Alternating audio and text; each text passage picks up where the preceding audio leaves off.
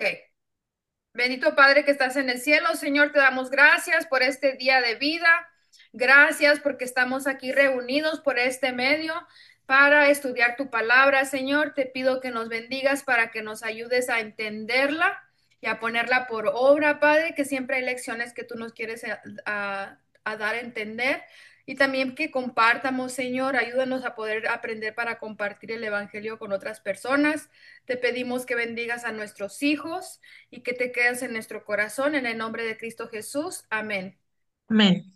Ok, entonces el título de la lección es Ruth y Esther y está muy buena esta lección. Ya el trimestre se acaba, nos faltan dos más y ya terminamos. Y estamos estudiando alusiones, imágenes y símbolos y es cómo estudiar la profecía bíblica. Está muy interesante esta. Y aquí está el versículo de memoria, el versículo principal, el versículo clave. Y le voy a pedir a Marisela si lo quiere leer, Esther 5:2. Dice, cuando vio la reina Esther en el patio, estuvo gracia en sus ojos y el rey le extendió el cetro de oro que tenía en la mano. Entonces Esther se acercó y tocó la punta del cetro a Esther 5:2. Ahí se me. Gracias. Ahí dice Esther, estaba en el patio y ella obtuvo, dice, obtuvo gracia en sus ojos. Y Esther es una mujer y la mujer en la Biblia siempre representa a la iglesia de Dios.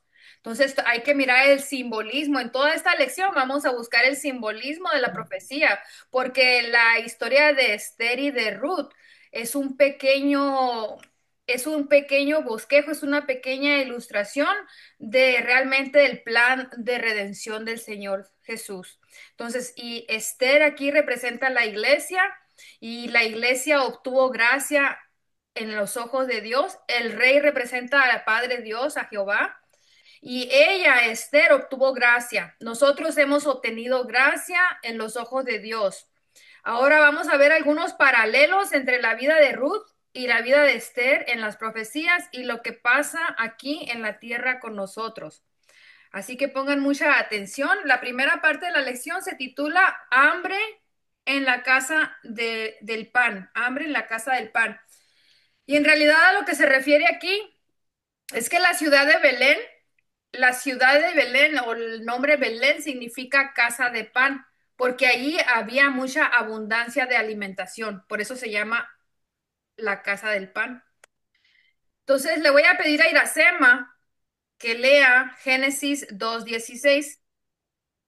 Y mandó Jehová Dios al hombre diciendo, de todo árbol del huerto podrás comer. Gracias. Entonces aquí, cuando Dios creó a Adán y Eva, y le estoy leyendo de Génesis porque vamos a hacer un paralelo de lo que es estar en abundancia y de lo que es perder lo que antes se había tenido. Entonces, cuando Dios creó a Adán y Eva, les dio todo. Aquí dice, mira, con letras rojas, de todo árbol del huerto podrás comer todo. Le dio todo para que pudiera vivir bien. Y el ser humano comenzó su vida rodeado de abundancia bajo el cuidado de Dios de amor. O sea, tenía de todo. El hombre tenía todo lo necesario para vivir bien, pero como siempre, entró el pecado. ¿Y qué ocurrió con toda esa abundancia que tenía para vivir bien? ¿Qué ocurrió? ¿Qué pasó? Le voy a pedir, no le voy a pedir a Ramón García que lea porque va manejando, pero le voy a pedir a Marisela que lea Génesis 3:19.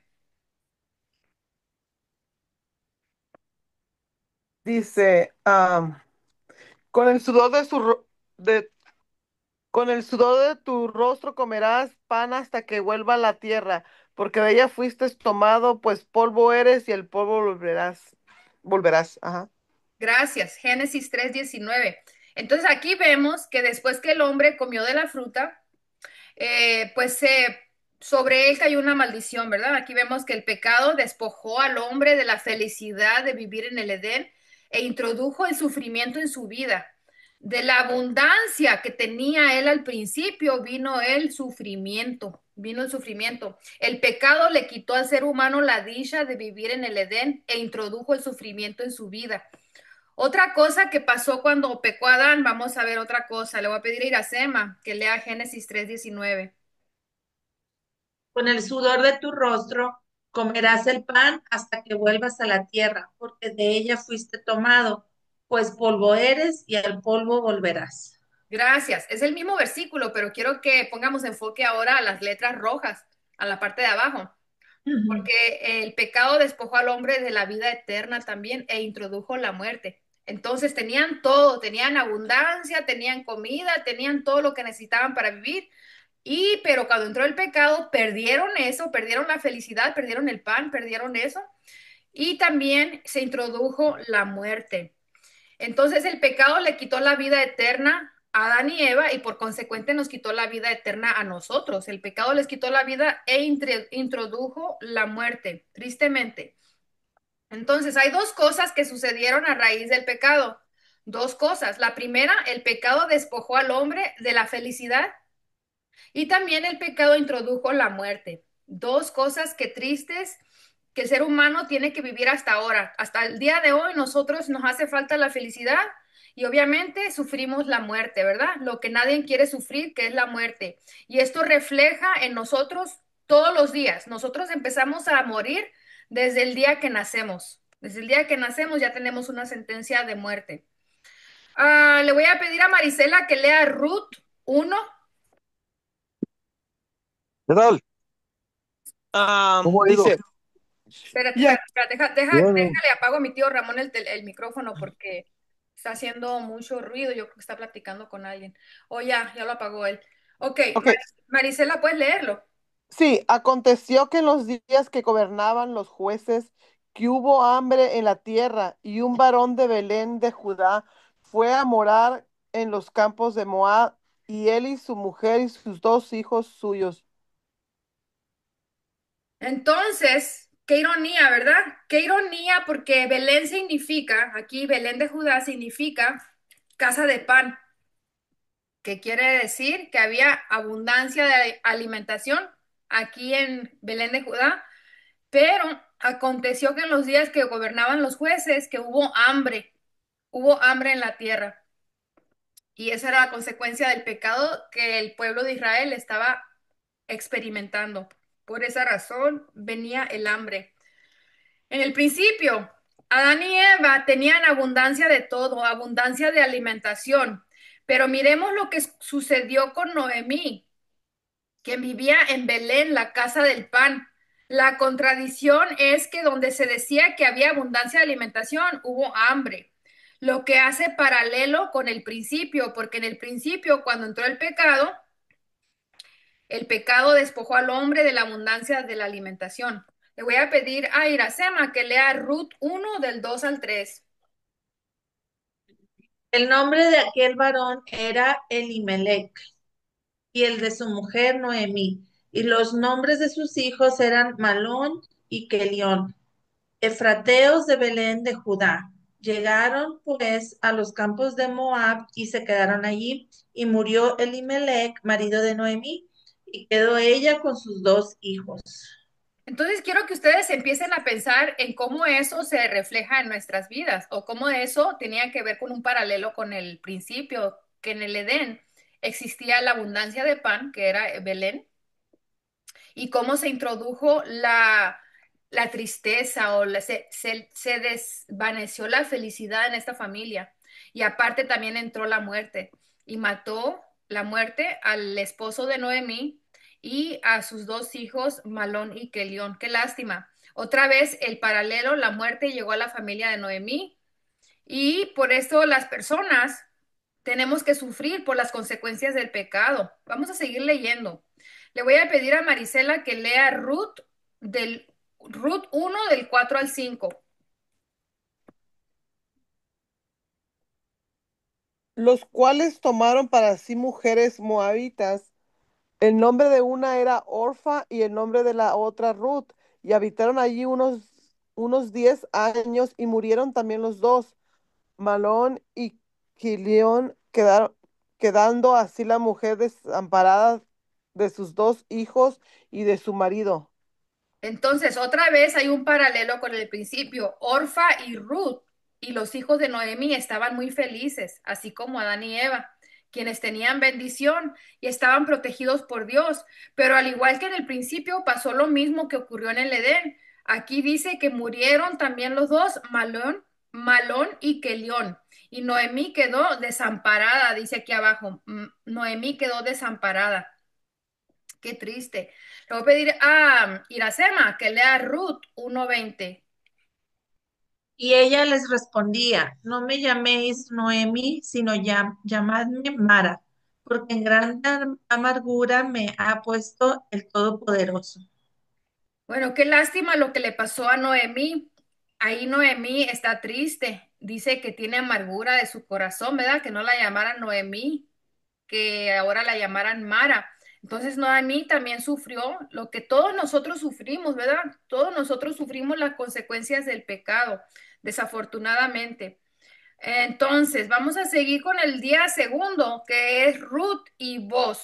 Ruth y Boz. Y es muy interesante leer el libro de Ruth. Yo les recomiendo que lean el libro completo porque es muy bonito el libro de Ruth y se despliega la redención de nuestro Dios en el libro de Ruth. Sí, me encanta a mí ese libro. Está muy bonito.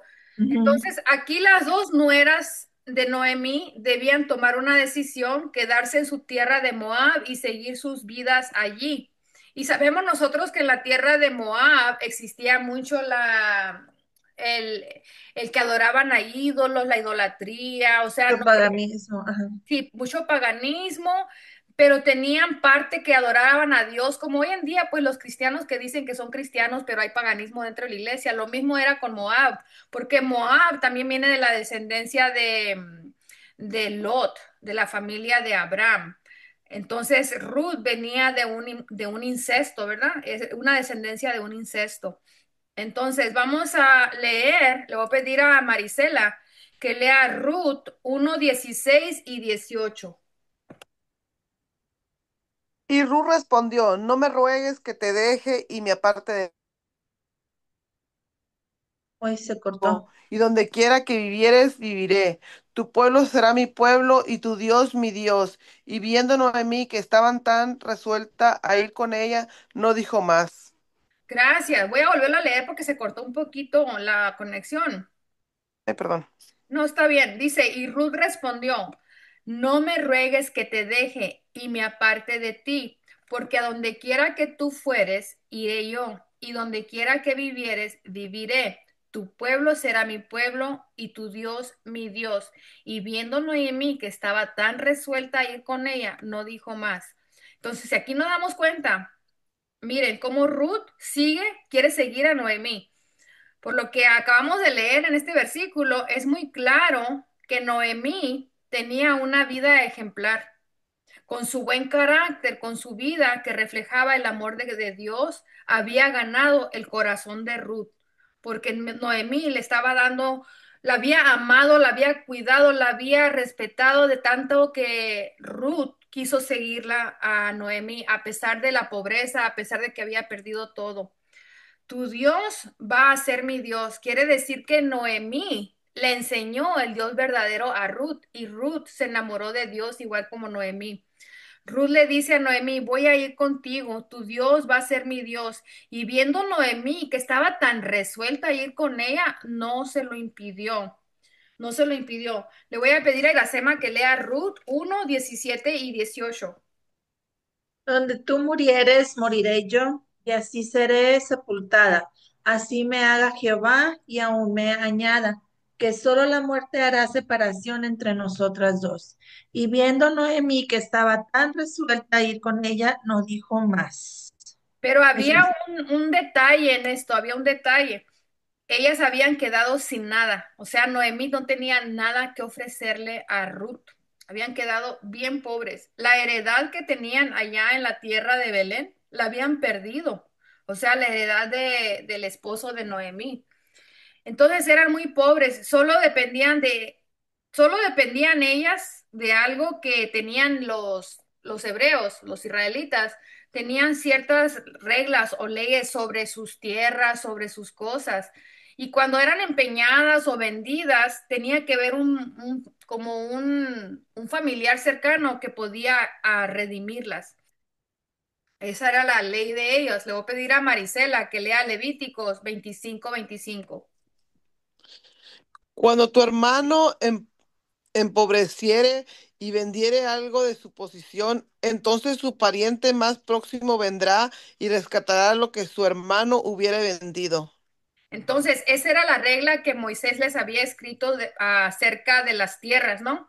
Que solamente un pariente muy cercano podría rescatarlas y cuidar de ellas. Si eran personas pobres y habían sido viudas o perdido todo, solamente un pariente muy cercano podría ayudarlas. Entonces, Ruth y Noemí, que estaban destinadas a la pobreza, estaban destinadas al sufrimiento, dependían solamente de esta cosa, de un pariente cercano como redentor. Un pariente cercano como redentor. Necesitaban que alguien las redimiera, que alguien las salvara, igual que nosotros. Nosotros que somos pecadores, nosotros necesitamos que alguien también nos salve. Ruth y Noemí volvieron a su tierra y estaban a la espera de que alguien las salvara. Y esa es la historia. Miren lo que sucede cuando Ruth va a cegar a un campo. Le voy a pedir a Iracema que lea Ruth 2 del 5 al 7. Y vos dijo a su criado, el mayordomo de los segadores, ¿de quién es esta joven? Y el criado mayordomo de los segadores respondió y dijo, es la joven moabita que volvió con Noemí de los campos de Moab. Y ha dicho, te ruego que me dejes recoger y juntar tras los segadores entre las gavillas. Entró pues y está desde por la mañana hasta ahora, sin descansar ni aún por un momento. Muy bonito esta historia porque Ruth se va a trabajar y son tan pobres que recogen lo que van dejando los segadores, lo que van dejando de rastrojos atrás. Ella va levantando, muy humilde, y ella hace esto para ayudarle a su suegra, porque su suegra es una señora mayor. El amor que ella le tiene y todavía se va a trabajar para ayudar.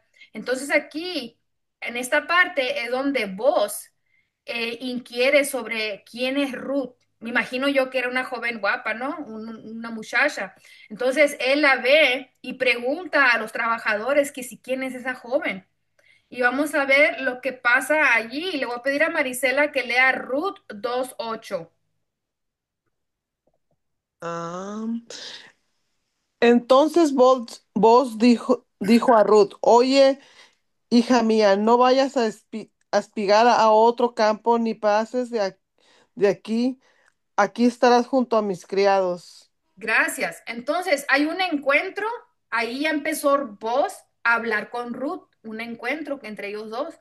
Y qué bueno era vos, ¿verdad? Qué buen hombre era. Y esto es lo mismo que sucede con nosotros. Llega el día que nosotros tenemos un encuentro con nuestro Dios. Aquí vos está representando a Dios y Ruth representa a la iglesia. Nosotros somos la iglesia. Nosotros vamos tras las gavillas, nosotros vamos tras los despojos y estamos recogiendo y Dios se nos presenta y nosotros nos encontramos con Él. Somos la iglesia de Cristo. Muy bonita la historia de amor esta. No vayas a buscar en otros lugares, le dice vos, no vayas a buscar en otros lugares. Y Dios nos dice a nosotros, igual que vos a Ruth, no vayas a buscar a otros lugares. Yo te sustentaré y conmigo vas a estar segura. Vos como Dios fue generoso con Ruth, que Ruth es como la iglesia. Así Dios es generoso con nosotros. Le voy a pedir a Iracema que lea Ruth 2:13. Y ella dijo, Señor mío, hallé yo gracia delante de tus ojos, porque me has consolado. Entonces, aquí es lo que hace Dios con nosotros, nos consuela, así como vos consoló a Ruth, el Señor Dios también a nosotros nos consuela, Él también nos da su amor, igual que lo hizo vos, con compasión. Entonces vos consuela a Ruth, muy bonita esta parte. Entonces vamos a ir con Ruth 2:13. Le voy a pedir a Marisela que lea Ruth 2:13. Y ya se metió el hermano Roberto también, ¿eh? Ah, muy bienvenido, hermanito. Gracias, gracias, bendiciones. Y ella dijo, Señor mío, halle yo gracia delante de tus ojos, porque me has consolado y porque has hablado al corazón de tu sierva, aunque no soy ni como una de tus criadas. Otra vez, vos habla al corazón de Ruth. Es como Dios que habla al corazón de nosotros, lo mismo que hace Dios con nosotros. Nos habla al corazón, quiere que le entreguemos todo el corazón. Y, y todo esto, ¿qué significa? Porque aquí dice, hallé yo gracia delante de tus ojos. Muy bonita esta parte, esta analogía. Le voy a pedir, hermano, si usted quiere leer Ruth 2:19 al 20. Y le dijo su suegra, ¿dónde has espigado hoy? ¿Y dónde has trabajado? Bendito sea el que te ha reconocido. Y contó ella a su suegra con quien había trabajado, y dijo, el nombre del varón con quien hoy he trabajado es vos.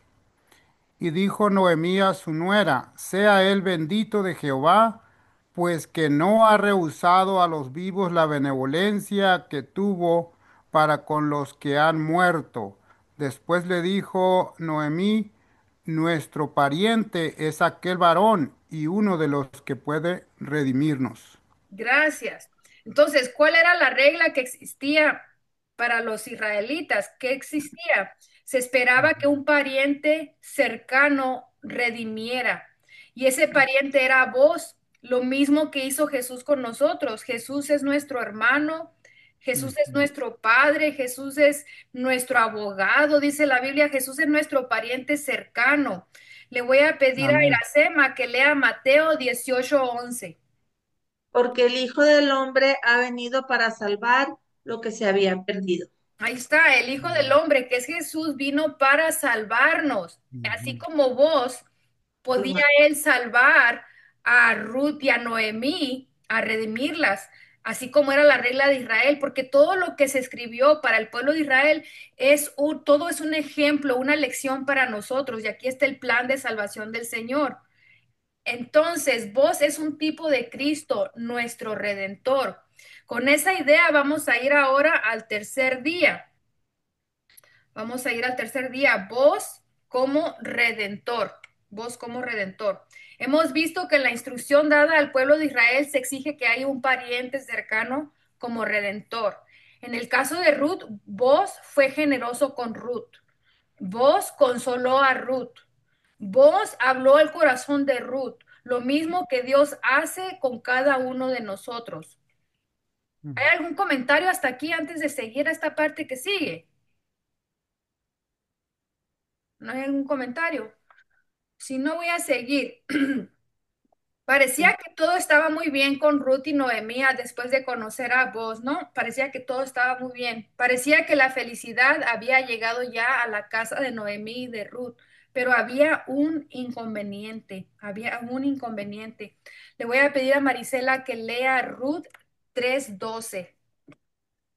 Y ahora, aunque es cierto que yo soy pariente cercano, con todo eso, hay pariente más cercano que yo. Ruth 3:12. Muy bonita la parte de esta que yo puse en rojo donde dice yo soy, porque Dios se dice a sí mismo el yo soy. El que él es Amén. nuestro pariente y Él es nuestro Dios y Él es el yo soy. Al igual con nosotros, también aquí dice vos, hay un pariente más cercano que yo.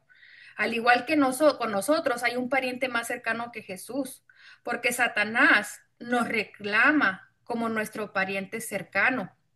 Satanás ha hecho de este mundo su territorio y él quiere hacer creer que todos los que habitamos en la tierra le pertenecemos, que todos los que estamos aquí.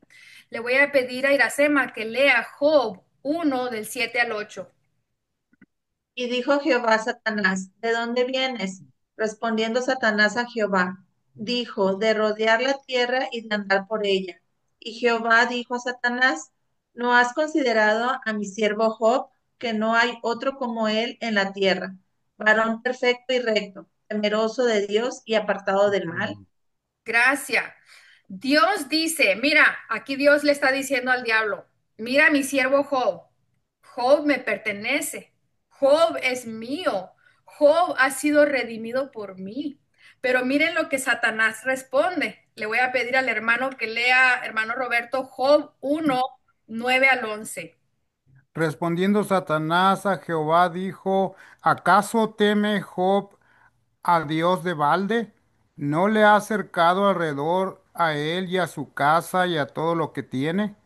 Al trabajo de sus manos has dado bendición, por tanto sus bienes han aumentado sobre la tierra. Pero extiende ahora tu mano y toca todo lo que tiene y verás si no blasfema contra ti en tu misma presencia. Qué altanero era Satanás, es Mm. Satanás aquí. Satanás acusa a Job sin fundamento. Aparentemente está diciendo, Job es mío. Y dice, solamente está contigo, le dice, solamente está contigo porque tú lo bendices. Si tú le quitas todo lo que tiene, vas a ver que volverá a ser mío. Está contigo porque le conviene. Entonces Satanás nos reclama como nuestro pariente cercano. Vamos a ver otro ejemplo. Le voy a pedir a Marisela que lea Deuteronomio 34 del 5 al 6. Y murió allí Moisés, siervo de Jehová, en la tierra de Moab, conforme al dicho de Jehová, y lo enterró en el valle en la tierra de Moab, frente a Bet Peor, y ninguno conoce el lugar de su sepultura hasta hoy. Gracias. Entonces aquí estamos hablando de la muerte de Moisés. Moisés fue la primera resurrección de Jesús. La primera vez que Jesús resucitaba a un muerto fue Moisés. Cuando él murió, Dios lo resucitó y ahora Moisés está en el cielo. Le voy a pedir a Iracema que lea Mateo 17 del 2 al 3. Y se transfiguró delante de ellos y resplandeció su rostro como el sol, y sus vestidos se hicieron blancos como la luz. Y he aquí les aparecieron Moisés y Elías hablando con él. Moisés aquí había resucitado, había sido resucitado y representa a aquellos, porque aquí están cuando se transfiguró Jesús, cuando vino Moisés y Elías y se le apareció. Y esto me mira que estaba presenciándolo Pedro y Juan. Entonces aquí Moisés había sido resucitado y representa a aquellos que han muerto y que cuando Jesús regrese van a ser resucitados. Y Elías fue llevado al cielo sin morir. Y Elías representa a las personas que cuando Jesús regrese estarán vivos y serán transformados en el aire para ir con Jesús. Pero estamos Amén. ilustrando a Moisés aquí, a quien Satanás también reclamó como su propiedad. Hermanito, si nos lee Judas 1:9.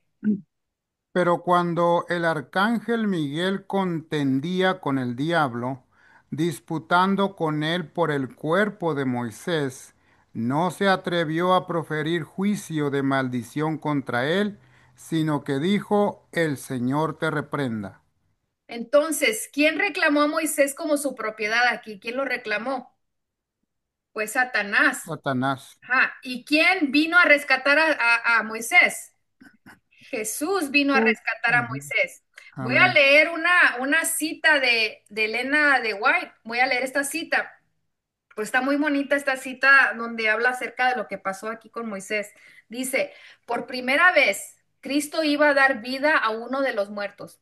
Cuando el príncipe de la vida y los ángeles resplandecientes se aproximaron a la tumba, Satanás temió perder su hegemonía. Con sus ángeles malos se aprestó a disputar la invasión del territorio que llevaba suyo, que llamaba suyo. Se jactó de que el siervo de Dios había llegado a ser su prisionero. Declaró que ni siquiera Moisés había sido capaz de guardar la ley de Dios, que se había atribuido gloria que pertenecía a Jehová. Había cometido el mismo pecado que hiciera desterrar a Satanás del cielo y que por su transgresión había caído bajo el dominio de Satanás. Entonces aquí el diablo está reclamando a Moisés. Satanás estaba reclamando a Moisés como su pariente más cercano, pero ahí estaba Jesús. ¿Y quién era Jesús? Pues Jesús era el verdadero pariente de Moisés. Le voy Hermano. a pedir a Marisela que lea Lucas 19:10. Porque el Hijo del Hombre vino a buscar y a salvar lo que se había perdido. Entonces, Satanás reclamó a Moisés, pero Jesús salvó a Moisés.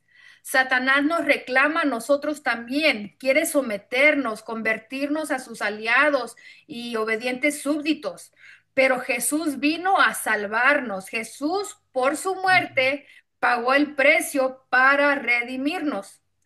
Y aquí se termina esta parte. Vamos a entrar a la parte del miércoles de Amán y Satanás. Pero antes de irme a la otra parte, ¿hay algún comentario? Aquí, hasta aquí, o alguna pregunta. Bueno, entonces vamos a seguir con Amán y Satanás. Y aquí también hay un paralelo entre Amán y Satanás. Hay un paralelo. Le voy a pedir a Iracema que lea Esther 3:1. Después de estas cosas, el rey Asuero engrandeció a Amán, hijo de Amedata, Agageo, y lo honró y puso su silla sobre todos los príncipes que estaban con él. Entonces, ¿quién engrandeció a Amán? El rey Asuero. Aquí el rey Asuero representa a Jehová Dios y Amán representa a Lucifer. Pero ¿qué pasó con Satanás? Aquí dice que el rey lo engrandeció, ¿verdad? Y lo honró y puso silla sobre todos los príncipes que estaban con él. Le voy a pedir al hermanito que lea Ezequiel 28:14. Tú, querubín grande, protector, yo te puse en el santo monte de Dios, allí estuviste en medio de las piedras de fuego te paseabas. Gracias. Y aquí puse la palabra yo en azul porque es el yo soy, el que puso a Lucifer en el santo monte de Dios. Ahí estuviste en medio de las piedras de fuego, te paseabas. Dios fue quien colocó a Satanás en una posición de honor en el cielo, al igual que Amán, quien fue engrandecido por el rey Asuero. Satanás fue exaltado y se rebeló. Le voy a pedir a Marisela que lea Esther 3:2. Y todos los siervos del rey que estaban a la puerta del rey se arrodillaban y se inclinaban ante Amán, porque así lo había mandado el rey. Pero Mardoqueo ni se humillaba, Gracias. Entonces, ¿qué es lo que pedía Amán? ¿Qué es lo que quería Amán aquí? que se arrodillaran. Que se arrodillaran. Él quería adoración, que se arrodillaran delante de él. ¿Y qué es lo que pide Satanás? Vamos a ver lo que pide Satanás. Le voy a pedir a Iracema que lea Apocalipsis 13:8. Y la, perdón, y la adoraron todos los moradores de la tierra, cuyos nombres no estaban escritos en el libro de la vida del Cordero, que fue inmolado desde el principio del mundo. Entonces, ¿qué pide Satanás aquí? También adoración, que lo adore toda la tierra, dice aquí, toda la tierra, al igual que Amán. Esa es la labor de Satanás. Le voy a pedir al hermanito que lea Mateo 4 del 8 al 10. Otra vez le llevó el diablo a un monte muy alto y le mostró todos los reinos del mundo y la gloria de ellos. Y le dijo, todo esto te daré si postrado me adorares. Entonces Jesús le dijo, vete, Satanás, porque escrito está, al Señor tu Dios adorarás y a Él solo servirás. Muy bien, entonces aquí en esta parte esa es la ambición de Satanás. Al igual que Amán, busca ser adorado por todos los habitantes de la tierra, incluyendo al Señor Dios aquí, al Señor Jesús, Ujú. pidiéndole que el Señor Jesús se le diera a él la adoración. Ese es su mayor deseo de Satanás. Le voy a pedir a Iracema que lea Mateo 4 del 8 al 10. Entonces Jesús le dijo, vete, Satanás, porque escrito está, al Señor tu Dios adorarás y a Él solo servirás. Es importante que pongamos atención a esto que dijo Jesús, porque aquí dice, Ujú. la Biblia dice, al Señor tu Dios adorarás y a Él solo servirás. Y este es el Ujú. conflicto. Satanás busca recibir una adoración que le corresponde únicamente a Dios. En medio de ese conflicto, ¿qué ocurre? Vamos a ver qué ocurre en la historia de Mardoqueo y de Amán. Le voy a pedir a Marisela que lea Esther 3:2. Pero Mardoqueo ni se arrodillaba ni se humillaba. Hermano, ¿me puede leer Esther 3:8? Y dijo Amán al rey Asuero, hay un pueblo esparcido y distribuido entre los pueblos en todas las provincias de tu reino. y sus leyes son diferentes de las de todo el pueblo, y no guardan las leyes del rey, y al rey nada le beneficia el dejarlos vivir. Entonces aquí Mardoqueo no se arrodillaba. Y entonces Amán le dice al rey, hay un pueblo diferente, hay un pueblo diferente que no adora a la bestia ni a Satanás. Hay un pueblo que tiene leyes, leyes que no guardan otras personas. Este pueblo es diferente y guarda las leyes diferentes a las otras personas. Le voy a pedir a Sema que me lea tres versículos, Apocalipsis 14:9, Apocalipsis 14:11 y Apocalipsis 14:12. Y el tercer ángel los siguió, diciendo a gran voz, si alguno adora a la bestia y a su imagen y recibe la marca en su frente o en su mano. Apocalipsis 14:11. Y el humo de su tormento sube por los siglos de los siglos, y no tienen reposo de día ni de noche, los que adoran a la bestia y a su imagen, ni nadie que reciba la marca de su nombre. Apocalipsis 14:12. Aquí está la paciencia de los santos, los que guardan los mandamientos de Dios y la fe de Jesús. Entonces, Satanás desea la adoración de todas las personas, pero hay un pueblo fiel al final de los días, un pueblo Amén. diferente, un pueblo que no adora a Satanás ni a su imagen, un pueblo que guarda los 10 mandamientos de Dios como dice la Biblia que se deben de guardar. Hay un pueblo que guarda los mandamientos de Dios y tienen la fe de Jesús. Nosotros, los que creemos en los 10 mandamientos, que creemos que los 10 mandamientos están vigentes, somos ese pueblo. Estos 10 mandamientos incluyen el sábado que han pisoteado la mayor parte de las personas. El cuarto mandamiento está en el corazón de los 10 mandamientos. Le voy a pedir a Marisela que lea Apocalipsis 12:17.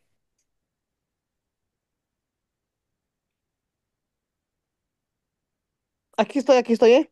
Entonces el dragón se llenó de ira contra la mujer y se fue a hacer guerra contra el resto de la descendencia de ella, los que guardan los mandamientos de Dios y tienen el testimonio de Jesucristo. Entonces el dragón, que es el diablo, no está contento con la mujer que representa la iglesia. Y siempre que que el remanente de Dios, al todo el tiempo en la historia del mundo, siempre que el remanente guarda los mandamientos de Dios, siempre sufre persecución. Siempre dicen, hay que destruir al pueblo de Dios. ¿Por qué la persecución? Porque sus leyes son diferentes de las de todo el pueblo, dijo Amán. Es un pueblo diferente que solo se dirige por lo que dice la santa palabra de Dios. Los que guardan los mandamientos de Dios son perseguidos en toda la historia de la Biblia. Voy a leer otra parte del conflicto de los siglos en la página 673 dice, cuando el sábado sea el punto especial de controversia en toda la cristiandad y las autoridades religiosas y civiles se unan para imponer la observancia del domingo, la negativa persistente de una pequeña minoría de ceder a la exigencia popular la convertirá en objeto de execración universal. Esa pequeña minoría somos Ujú. nosotros. Tal como Amán quiso destruir el pueblo de Dios en los tiempos de Esther, también Satanás quiere eliminar al pueblo fiel a la ley de Dios en los últimos días. Hasta aquí termina esta parte de la lección. Ahorita vamos a entrar a la última parte ya, pero quisiera preguntarle si hay algún comentario o alguna pregunta. Quería comentar de Naamán que odiaba a Mardoqueo porque Mardoqueo no se humillaba ante él y por eso lo odiaba. Y tenemos que, nosotros somos como ese Mardoqueo porque el diablo está enojado contra esa iglesia que no se postra ante él obedeciendo sus mandamientos como el resto del cristianismo. Entonces es ese grupo pequeño al que odia, así como Naamán odiaba a Mardoqueo. Así es, gracias. ¿Hay alguna pregunta de ustedes, Marisela o Iracema? No, Muy bien, entonces vamos a seguir.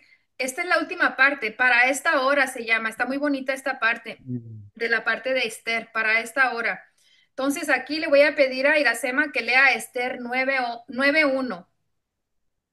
en el mes duodécimo, que es el mes de Adar, a los 13 días del mismo, cuando debía ser ejecutado el mandamiento del rey y su decreto, el mismo día en que los enemigos de los judíos esperaban enseñorearse de ellos. Sucedió lo contrario.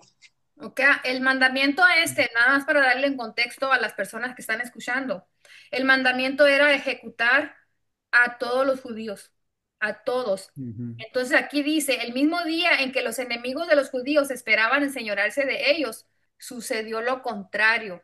El pueblo fue salvado y Dios pudo intervenir y el pueblo de Dios fue salvado.